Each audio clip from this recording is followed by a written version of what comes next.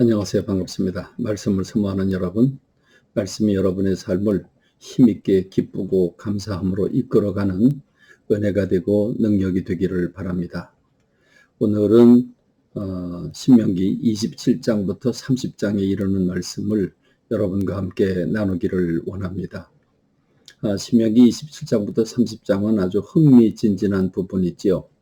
27장에서는 평생 이스라엘 백성들이 가나안 땅에 건너가서 평생 지켜야 할 말씀들을 잊지 않도록 하기 위해서 돌에 석회를 바르고 거기에다 새겨 기록을 하도록 했습니다.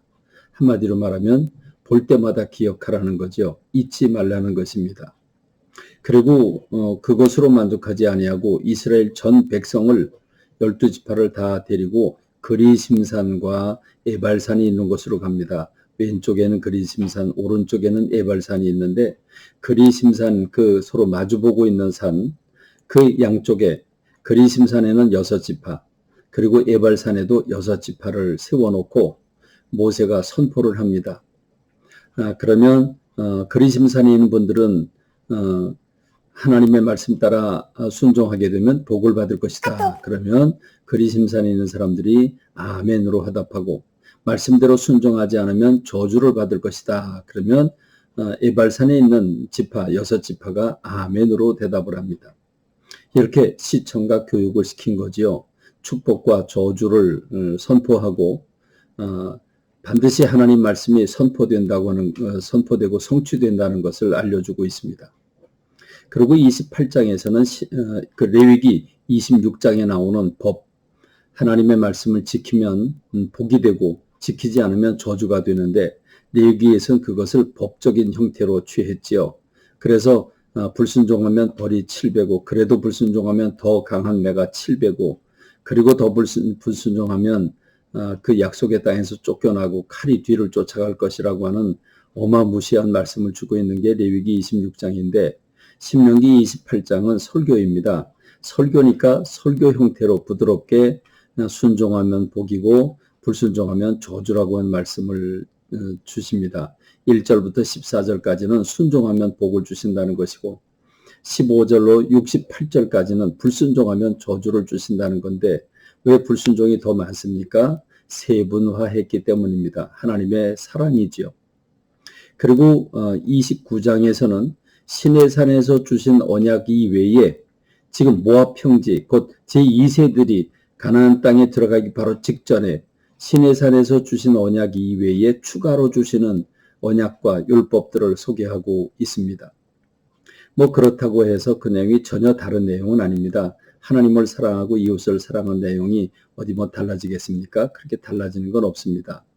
다만 10절로 13절의 말씀을 보면 너희가 지금 하나님 앞에 서 있는 이유는 하나님이 너희들을 언약궤로 초대했고 그리고 하나님의 백성 삼으시려고 네 하나님이 되게 하시려고 너희를 부르셨다고 하는 사실을 지금 하나님께서 힘주어 말씀하고 계십니다.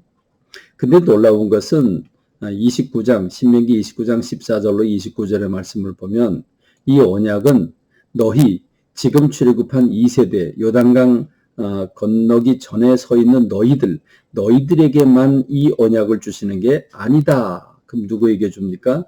너희들뿐만 아니라 여기 있지 않은 자들에게까지 이 약속의 말씀을 주는 거다. 그러면서 너희 뒤에 오는 자손들과 멀리서 오는 개까지도 다 이 언약의 대상이 된다라고 말씀하십니다. 결국은 누굴 가리킵니까? 오늘 저와 여러분 신약 백성들에게까지도 이 말씀이 해당된다는 것을 말씀하고 계시는 겁니다. 참 두렵고 떨리는 말씀이 아닐 수가 없습니다. 그런 점에서 30장으로 와서는 하나님의 말씀을 반드시 실천할 것을 촉구하고 있습니다. 그렇습니다. 하나님은 이 축복의 말씀, 복의 말씀을 반드시 실천해서 복을 받되 마음과 뜻을 다해서 지키길 원하고 계시는데 만일 너희들이 불순종해서 저주를 받아 축복의 땅에 살지 못하고 남의 나라에 끌려갔을 경우가 있을 것이다. 만일 너희가 그때에 남의 나라에 가서 종살이하고 고통을 받으면서 깨달음이 온다면 기억난다면 이 언약의 말씀으로 돌이켜라. 만일 돌이켜서 마음과 뜻을 다해 하나님 앞에 돌아오면 하나님이 너희를 긍휼히 여겨주셔서 회복시켜 주실 것이고 번성하게 하실 것이고 복을 주신다고 약속하고 계십니다. 그렇습니다. 그러면서 하나님은 이렇게 얘기하십니다. 안타까운 마음으로 하나님께서 너희들에게 어려운 것, 지킬 수 없는 어마어마하게 어려운 것, 멀리 있는 것, 그걸 지키라고 하는 거냐? 아니다. 바다 건너편에 있는 걸 가져다가 지켜라. 하늘 높이 있는 걸 가져다 지키라는 게 아니다. 하나님의 말씀이 매우 가까이 있다. 내 입에 있고 내 마음에 있다면 그 말씀을 행할 수 있느니라 라고 말씀하십니다.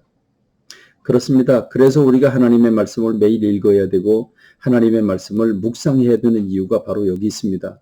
암송하고 묵상하고 늘 하나님의 말씀이 내 입에 있고 내 가슴에 있으면 그 말씀을 실천하게 되는 줄로 믿습니다. 30장 15절로 20절에 보면 무서운 말씀이 나오죠. 내가 너희들 앞에 생명과 복과 사망과 화를 네 앞에 두었다. 네가 살기 위해서 생명을 선택해라 라고 말씀하고 계십니다. 네 하나님 여호와를 사랑하고 그의 말씀을 청종하며 또 그를 의지하라. 그는 네 생명이시고 네 장수이시니 하나님께서 네 조상 아브라함과 이삭과 야곱에게 주리라고 맹세하신 땅에 너희가 거주하게 될 것이라고 말씀하고 계십니다. 너희가 만일 순종하면 들어와도 복을 받고 나와도 복을 받고 떡반죽 그릇에도 복을 받고 전쟁이 일어날지라도 내가 너희들과 함께 할 것이라고 말씀하고 계십니다. 그렇습니다. 하나님은 오늘 저와 여러분들에게도 변함없이 말씀하십니다. 그렇습니다. 코로나가 말할 수 없이 번지고 있습니다. 내 주변까지 바짝 왔습니다. 그러나 겁먹지 말고 오히려 담대한 마음을 가지시고 마스크 잘 쓰시고 손소독 잘 하면서 걸린다고 할지라도 도우시는 하나님의 도우심으로 말미암아 거뜬히 이길 수 있게 되는 줄로 믿습니다. 담대함을 가지시고 오늘 주말 주 안에서 평강을 보내시고 내일 주님의 날 믿음을 가지고 신앙을 고백하는 마음으로 주님 앞에 달려나와 대면하면서 예배를 드리는 저와 여러분 되기를 바랍니다. 하나님은 코로나보다 크신 분인 줄로 믿습니다. 코로나 앞에 겁먹고 신앙 고백을 잃어버리지 아니하고 하나님 앞에 담대히 신앙을 고백할 수 있는 저와 여러분이 되기를 간절히 소망합니다. 격려하고 힘들어하고 어려운 분들은 온라인 예배를 꼭 참석해 주시기를 부탁드리겠습니다. 감사합니다. 오늘 말씀 뵙겠습니다.